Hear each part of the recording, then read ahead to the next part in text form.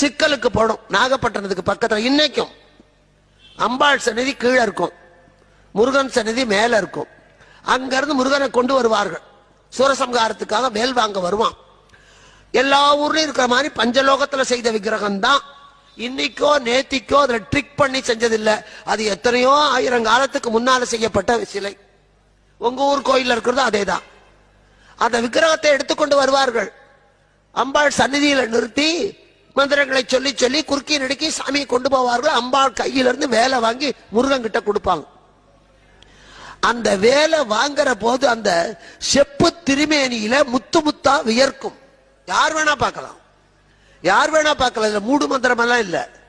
அது அந்த அர்ச்சகர் இந்த முகத்தை எல்லாம் துடைப்பார். முருகனோட முகத்தை தொடச்சி தொடச்சி அந்த வேல் வாங்கி முடிக்கிறதுக்குள்ள அந்த துண்டு ஈரமா போயிடும், புழிஞ்சா தண்ணி சொட்டும். இது எதை சொல்றது? இதுல என்ன ட்ரிக் இருக்கு? அற்புதங்கள் என்பது கடவுள் இல்லை என்று சொல்லுகிறவர்கள் இது மாதிரி பல திருத்தலங்களுக்கு போய் பார்த்தால் தான் அறிவுக்கு அப்பாற்பட்ட அதிசயங்கள் நடக்கிற போது நமக்கு மேலே ஒரு சக்தி இருக்கிறது